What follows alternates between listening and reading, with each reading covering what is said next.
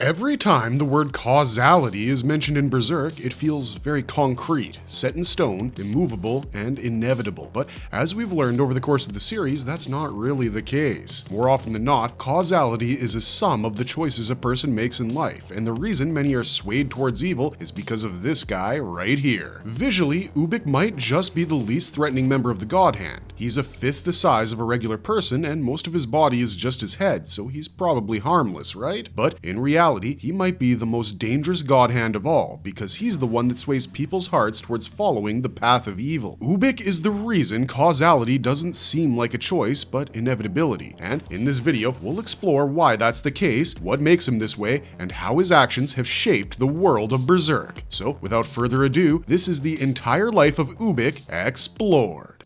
The Silver-Tongued Devil's birth. How and why did Ubik become a God Hand? As you guys probably know by now, Kentaro Miura's God Hand is loosely based on Clive Barker's Cenobites, and when you compare the two groups side by side, you can see the family resemblance. Of course, Miura made many changes to his group beyond the cosmetic to distinguish them from Barker's, but you can still see the inspiration. Void is clearly meant to be the pinhead of the group, only he's taken all the gory flaying of the Cenobites upon his own body. Slan is the female with hair, sans a gash running down her throat. Butterball's body has been given to Conrad, and the only thing Ubik has in common with the Cenobites is having glasses on like Double B. Like we mentioned in our intro, Ubik has the least threatening appearance of the entire God Hand, because apart from his small stature, he also has a permagrin stuck to his face. Ubik is never seen not smiling, and while a smile is one of the purest facial gestures there is, on his face it takes on a much more sinister shade. Imagine smiling through horrific ritual sacrifices that involve things like murder, dismemberment, cannibalism, sexual assault, and a myriad of other acts of evil. What does that say about a guy that looks non-threatening? To us, it says that he's the craziest bastard in the room, and that wouldn't be without reason. The rest of the God Hand has varied reactions to what transpires in their presence. Their operating emotional state is indifference, but the way they express their thoughts and emote their words still feels organic. Ubik has this creepy full flash stuck to his face at all times, and his reaction to everything that happens in front of him is one of amusement. It's almost as though everything is just a game to him, albeit one where he holds the master key to controlling the environment. He knows what will happen before it happens and what will be said before it's said. Indeed, he feels like the closest thing to a truly omniscient being in Berserk, apart from Void of course, who actually sees all and knows all. In many ways, Ubik feels like a politician or an evil psychologist, pulling at just the right strings to make his targets suggestible enough to his words, and the reason for that could be that he was one. Not a psychologist, considering this was the medieval age and that particular discipline hadn't been born yet, but a politician.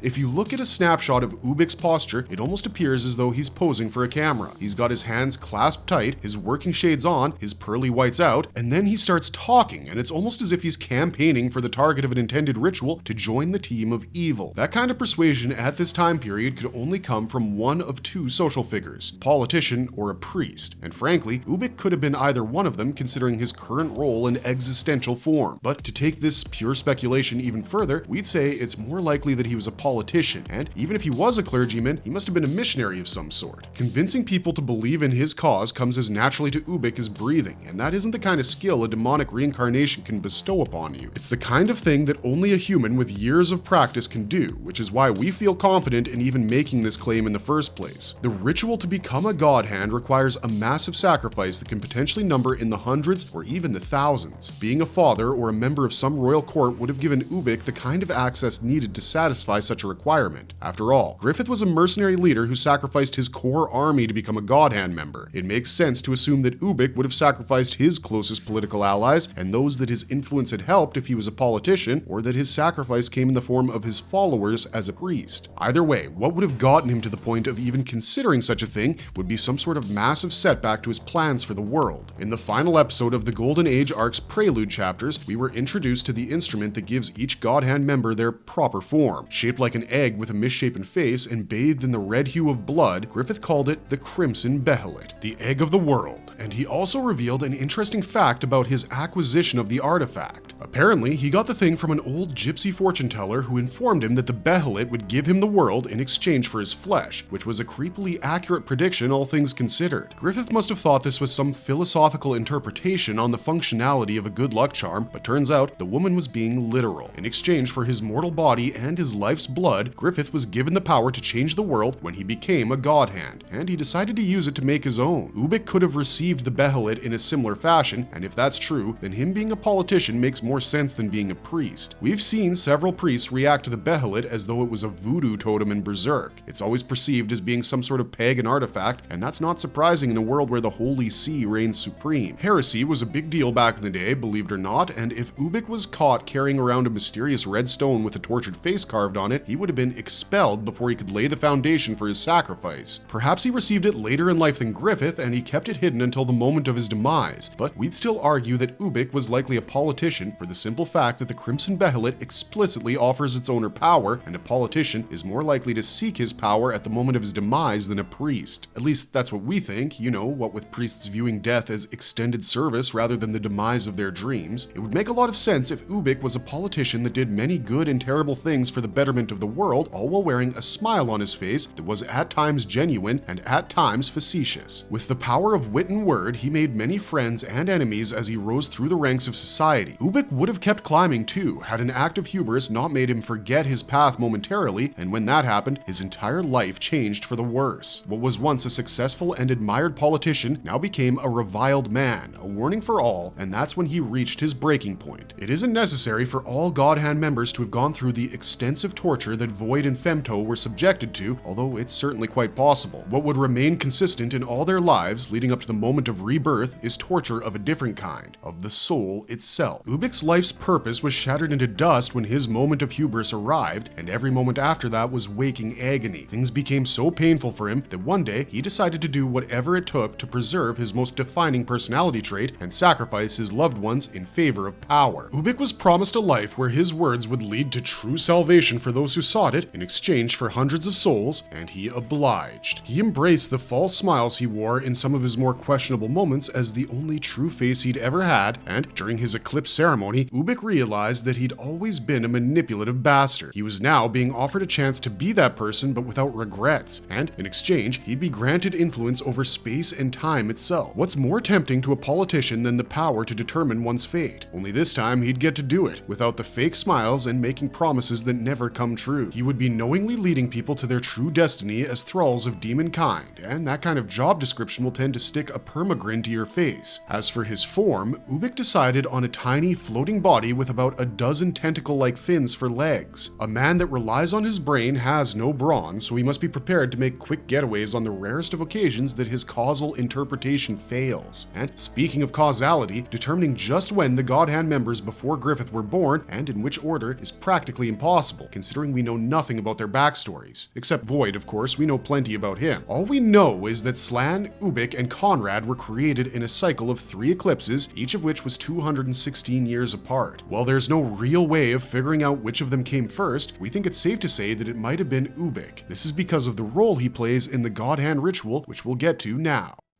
He exposes the truth by telling you lies. Ubik's role in Griffith's eclipse and God Hand rituals.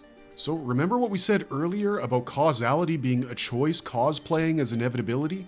Well, a large reason for that is none other than Ubik.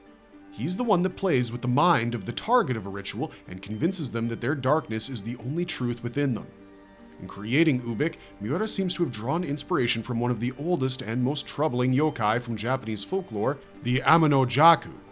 These heavenly evil spirits are short in stature and known to spread mischief and wickedness throughout the world, with manipulation of the mind and heart being central to their operating process. Amano-jaku target the most wicked, perverse, and impious desires within a person's heart, making them turn evil to do their bidding. As it happens, that's exactly what Ubik does when he participates in the God Hand's ritual sacrifices. The Black Swordsman arc might have been set 2 years after the most pivotal event in Berserk took place, but it did a great job of giving us exposition on just how this world worked. We learned that apostles are demonic thralls created by a key called a Behelit.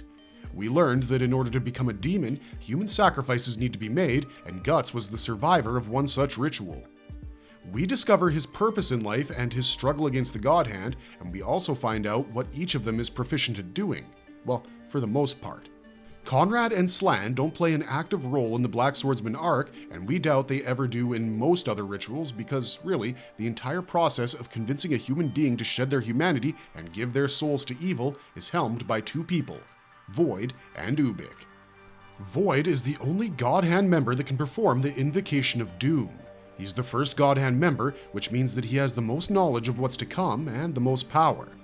He often uses a booming, apocalyptic yet formal tone to convey that fact. While he's the closer, Ubik is the opener and the middle act because it falls on him to ensure that a ritual invoker goes through with the required sacrifice willingly.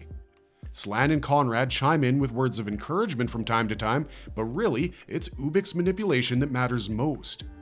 While the God Hand's offer of power is too tempting to resist, nevertheless, some people might end up doing it once they realize what a sacrifice requires them to give up. We can see a guy like Wild gladly offering his loved ones in exchange for eternal excitement and enjoyment, but Rosine was just a teenager when she became an apostle, and she didn't really understand what she was doing when she sacrificed her parents. Ubik's role in demonic rituals is to ensure that no matter how much a target resists, he breaks them down and makes them accept his kinsman's offer, because choice is the key ingredient to becoming a demon. Causality is not something that can be blindly bestowed upon someone. A person must choose to walk its path, even if he does so without the knowledge of its existence. The God Hand tries to play off free will as being a myth, but the fact that they need their targets to agree to make the sacrifice willingly in the first place proves that it isn't. In the Black Swordsman arc, Ubik's trick didn't quite work because in that instance, the man he was trying to convince had a much stronger anchor to humanity in front of his eyes. When Slugcount became an apostle for the first time, he sacrificed his wife as an offering, and though he did love her, he couldn't bear to see her after learning that she was a pagan cultist. So he tried committing suicide and ended up summoning the God Hand through his Behelit instead. The Count was quick to beg for an end to his suffering, and he didn't hesitate beyond a moment to sacrifice his wife in exchange for peace. But the choice became much harder for him when the sacrifice needed went from being his wife to his daughter.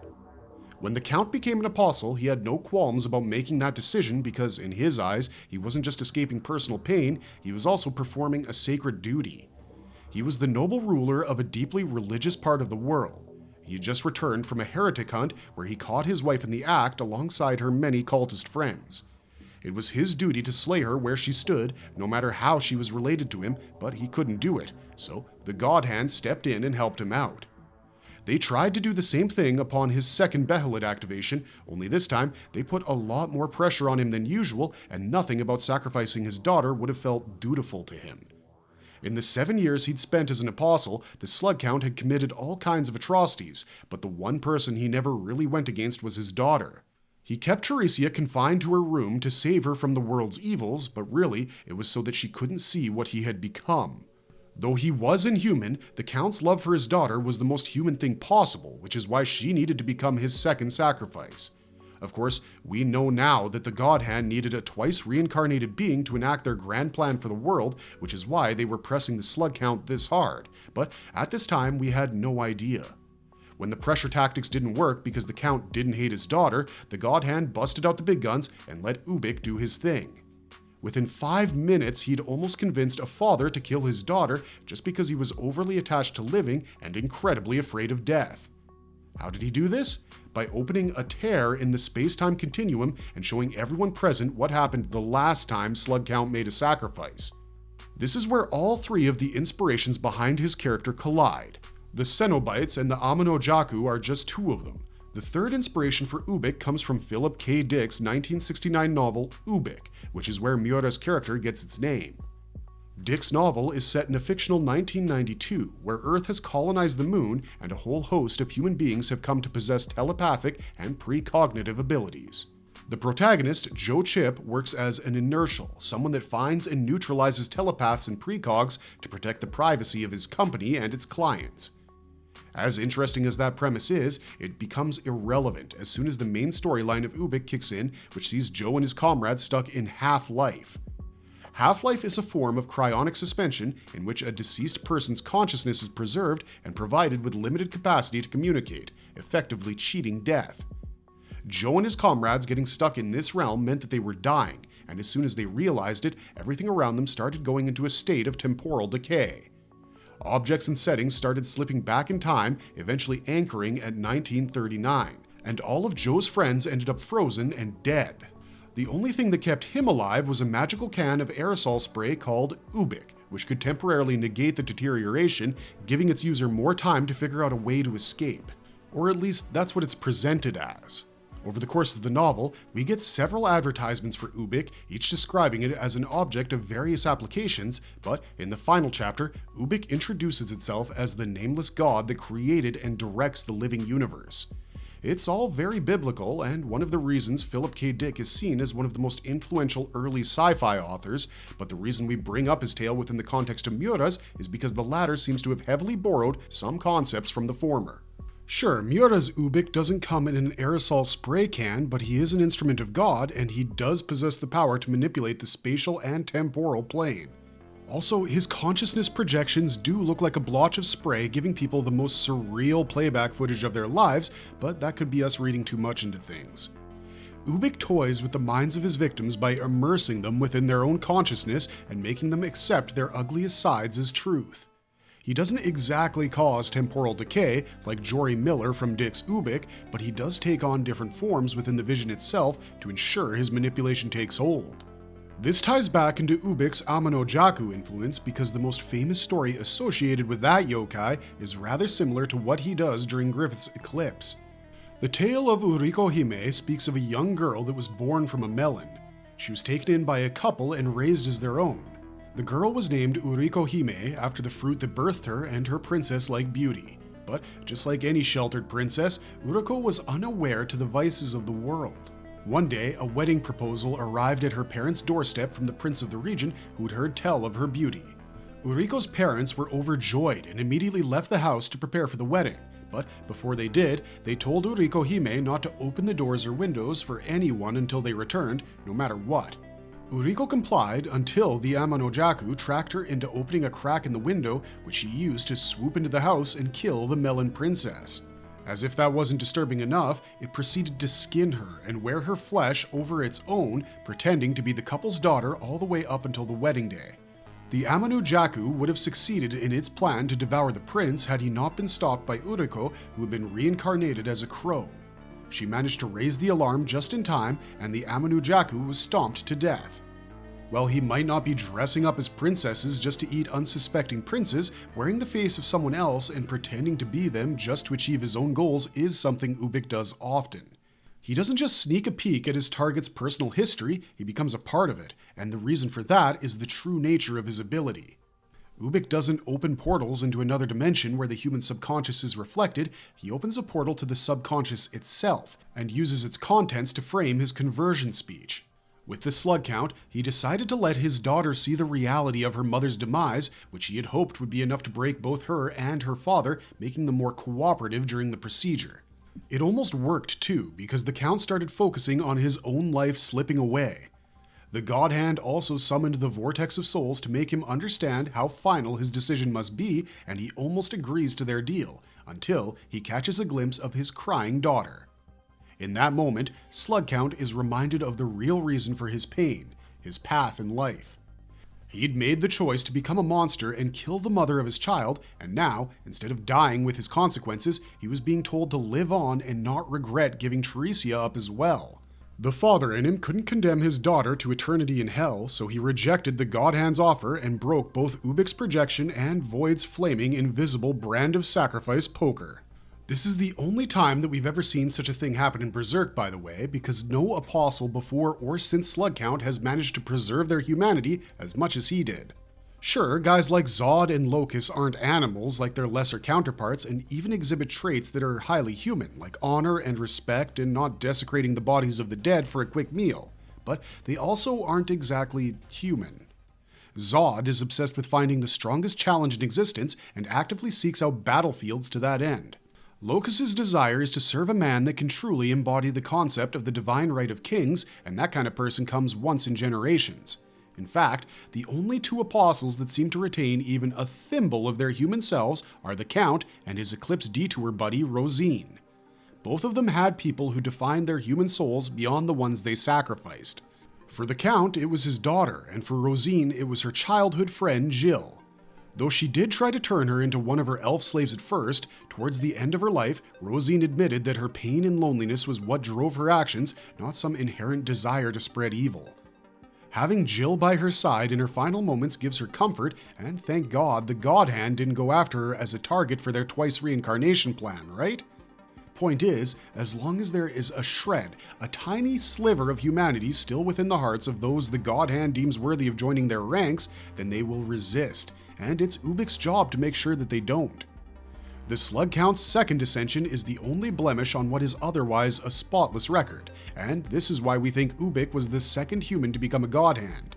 His part in the ritual is way too important for him to have been a recent birth, because without him, we doubt Void's stoic silence would be winning people over to their cause by the thousands. The most prolific usage of this ability to infiltrate one's mind and steer them towards the decision Ubik wants them to make comes during Griffith's eclipse. Despite being destined to become the fifth Demon King and the blessed manifestation of longing, when Griffith arrives in the interstice for his eclipse, he was naturally scared. The lake and the surrounding forest they were in had been replaced by a field of tortured faces. Across the hills, dozens upon dozens of naked apostles emerged, crazed by ecstasy and anticipation as they trampled face after face. From those faces, 4 towering beings that looked like a cross between angels and demons manifested, and the whole scenery was lit up by a black, eclipsed sun.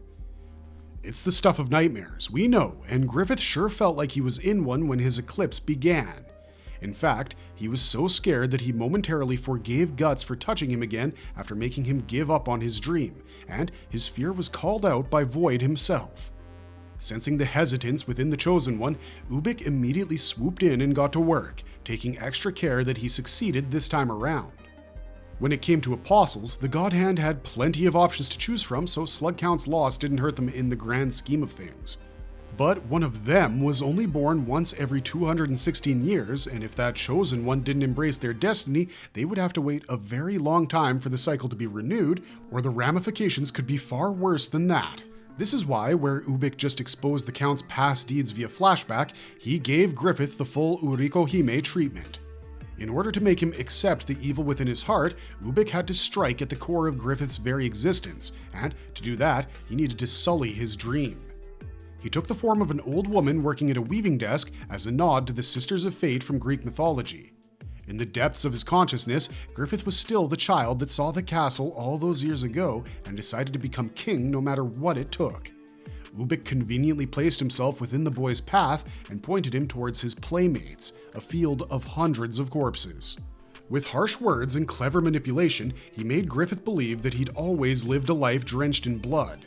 Every move he made, whether it was a military move or a political one, he would leave a mound of corpses in his wake, all in the pursuit of his dream. Ubik chastises Griffith's childish naivete. Why would he think that he could be absolved of all the deaths that had occurred because of his ambition, when in reality, he had always known he was a merchant of death? Piling up the corpses is what paved the path to that shining castle, and in the version Ubik shows to Griffith, he's only halfway there. To make it, he'd have to keep killing because that was the only way, and that was who he was. In the end, Griffith was convinced that he had always been aware of his true ruthless nature and accepted the God Hand's deal to become one of them to prevent his dream from being ruined and buried. Of course, once he snapped out of the vision, he had to be further reassured of the glory that awaited him by Slan and Void, but Ubik's trip down memory lane was critical to swaying Griffith's heart. He came to the conclusion that Guts was the reason he nearly forgot his dream and gave in to mediocrity, and, well, we all know what came next. This is why we think Ubik is the most dangerous God Hand of them all, because he not only exposes the darkest recesses of a person's mind, he makes them believe it's their actual self. All of us harbor the capacity to do unspeakable things within ourselves, but it's our morality and sense of companionship that keeps us from crossing the line. When a person is told that being alone and all-powerful is their only path, and the food for this path is blood and darkness, it turns the situation into a powder keg that could have cosmic implications. Ubik's success in turning Griffith basically ensured that the Age of Darkness would descend upon the world as scheduled, allowing the God Hand to be free of their constraints within the astral world once and for all. Now, he isn't seen physically after the eclipse, save for a couple chapters, and even there his presence is indirect at best. but Ubik is the one who, after swaying Griffith's heart, helps him sway the hearts of all humans in existence by planting his image in their minds and conflating it with the Savior's. The ringleader of Hell's legions, Ubik, Hieronymus Bosch, and the great roar of the astral world. The two times we see Ubik appear in Berserk after the eclipse are at the site of the incarnation ceremony and later when Griffith triggers the great roar of the astral world. In the former instance, Ubik isn't actually present. A crude manifestation of his takes form through the blood blobs that are engulfing the Tower of Conviction and St. Albion. But you can't kill blood, so when Guts tries to attack Ubik and his brethren, his blade passes right through them. And next, and as of now, the final time we've seen Ubik in Berserk was in chapter 306, where all God Hand members were shown taking form within their preferred astral layers. Conrad's was a sea of rats, Slan's was a sea of lustful bodies, Void's was just a massive glowing brain, but Ubik's was the most intriguing by far. Kentaro Miura didn't just write manga for writing manga's sake. Anyone who's been with Berserk since day one will know that. The hiatus years of the series were the way they were not just because of Miura's health, which wasn't exactly perfect, but also because of the time he took to refine and perfect his art. If you look beyond the blood and gore and violence, Berserk truly is a work of art. The way Kentaro Miura captured dynamic movement, brutality, and beauty all under a single title is extremely impressive, and it isn't just because he's a great storyteller, he's an amazing artist as well. Miura was a student of the game, and he devoured both written and visual mediums to inspire his own work. When creating the setup for the Fantasia arc, he decided to pay homage to one of his inspirations by adapting it to his series. Ubik's manifestation in chapter 306 takes place in the form of an iteration of Hieronymus Bosch's Garden of Earthly Delights, more specifically, the Tree Man and its immediate surroundings, from the final third of the triptych which represents Hell. Now, Bosch's work primarily dealt with biblical themes, with the original sin and the Last Judgment being two of his focal points. The Garden of Earthly Delights is Bosch's interpretation of the fate that awaits a world unbound. In the first panel of the triptych, we see God introducing Eve to Adam, the serpent of temptation coiled around a fruit-bearing tree, and various animals, birds, and fish, both real and fantastical. The central panel is the titular garden, where a multitude of humans are engaged in odd and bizarre activities, seemingly uninhibited by any sort of boundary or morality. Naked people are seen coupling quite openly, with both men and women putting on mating performances and just acting crazy in the background. This panel has way too many depictions of humans lobbing animals around as though they were ragdolls for us to think Bosch wasn't talking about what happens when humanity is given extreme free will. The Garden of Earthly Delights is part of a series of triptychs that all depict the original sin and the Last Judgment in various ways and forms. The eponymous Last Judgment depicts Adam and Eve's journey from their creation to their expulsion from heaven alongside the rebel angels in its first panel. The second and third panels feature Christ judging the souls of the virtuous and the damned. The former category exists in a tiny bubble around him, and the rest of these panels are filled with depictions of what lies in store for the latter. In the Hay-Wain triptych, the original sin is shown again, and the focus is now on a massive wagon of hay which crushes people as it trudges along its path. All around it, people are fighting with each other or killing each other, and following the wagon are the Pope and the King. Jesus oversees all of this from the heavens, and only a single angel can see the Savior, though all else continue indulging in their hedonism. In doing so, they don't realize that they're being pulled towards hell because the second triptych bleeds into the third, where monsters are building a fortress to presumably imprison and torture sinners for eternity. This could be Bosch's commentary on the wagons that God gifted Moses with to give to the Israelites. In Bosch's version, the wagons ended up being led astray, pulled towards the direction of sin, and so humans were being led to hell as a consequence. What makes the Garden of Earthly Delights so different from these two is the complete absence of God except for the first panel and the outer panel. In Last Judgment and Hay-Wain, Bosch depicted a divine figure in the center of the triptychs to symbolize the concept of divine justice. God was here not just to create the world, he was going to oversee it, and if need be, destroy it and start all over again. It only took him 3 days to create Earth, after all. But in the Garden of Earthly Delights, Bosch flips the script and doesn't even depict the original sin in full. It only shows Adam meeting Eve, and then moves on to the orgy of bizarreness that is the central panel. Without a god to oversee their acts, humans go crazy, to the point that they're basically committing animal abuse. They're dealt with appropriately in the final panel, where all hell breaks loose, quite literally. All the humans that were flaunting their bodies were now ashamed of them, and their genitals and other body parts were being defiled, mutilated, and messed with in 1,000 different ways. The animals that were being tossed around in the central panel were now the ones doing the tossing, and in the foreground, you can see armies going to battle, the skies burning red, and entire cities being engulfed by flame. The central attraction of the piece, the Tree Man, houses a bunch of men within its belly. It looks like they're sitting in a tavern as a barmaid brings them more ale, but all around them people are being tortured, abused, or worse. No one can claim Bosch's imagination wasn't vivid, and with these interpretations, he was also doing a fair bit of commentary. But the reason this triptych in particular is important to the video is because in Miura's Garden of Earthly Delights, there's only hell, and the person sitting in the middle of the Tree Man Tavern is none other than Ubik. The other notable thing about this hell is the fact that, unlike Bosch's work, there is not nearly enough chaos in it. In Bosch's hell panel, so much is going on and all of it is happening simultaneously, creating a seriously non-linear perception of it. Humans are sectioned off to be punished in Bosch's hell, and even the armies in the foreground that appear to be coordinating assaults aren't as coordinated as they'd like themselves to be.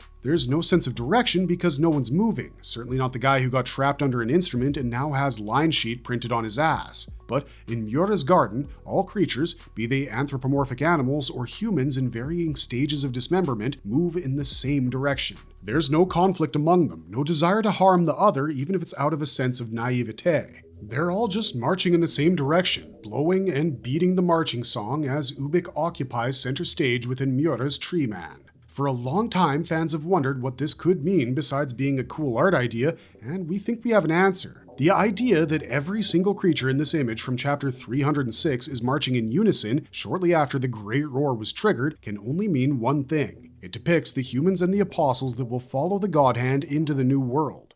Thanks to Griffith's incarnation and his godlike powers, he was able to convince the people of Midland and beyond that he was going to be their savior. They embraced him in their time of desperate need and were even willing to overlook the fact that he was in command of literal demons if it meant they could be rid of Shiva Ganeshka's onslaught. They questioned Griffith's motivations and purpose only once, that being when he revealed the apostles' true nature in front of them, but that was it. The people and the apostles have been following his word blindly both before and after that, and a large reason behind that is the dream. In the Revelations chapters of Berserk, we learn that most adherents of the Holy See received visions of the arrival of a bright white falcon that would soon put an end to all their misery and give them salvation. This dream was witnessed by thousands of people across borders and nations almost simultaneously, so it received the distinction of a prophecy. Midlanders started rallying behind Griffith's budding reborn Band of the Falcon, and by the time they reached the final battle with Ganeshka, their ranks included soldiers and nobles from every Holy See territory, plus an entire legion of apostles.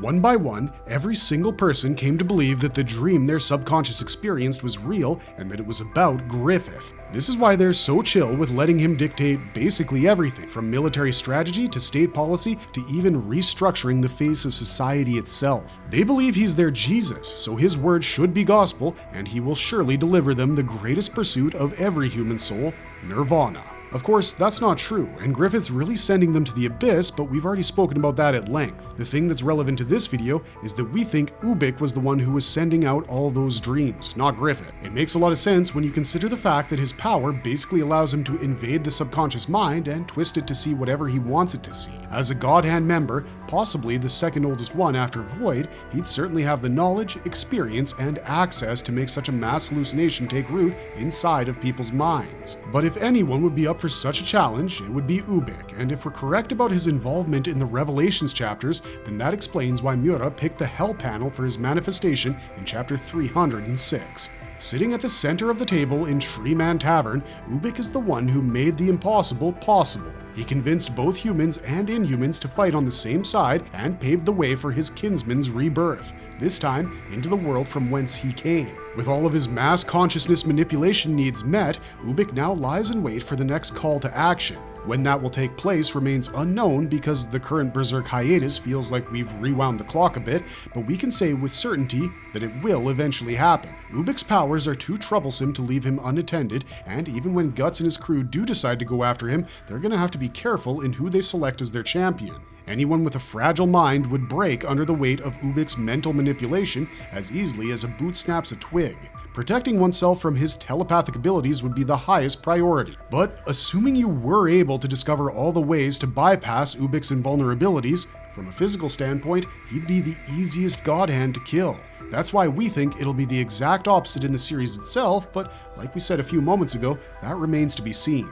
One thing we can promise you is that Ubik's manipulative ways are coming to an end soon. It's possible that the next time he tries his tricks on someone will be the last, because sooner or later, all God Hand members will have to answer an urgent summons from the Dragon Slayer.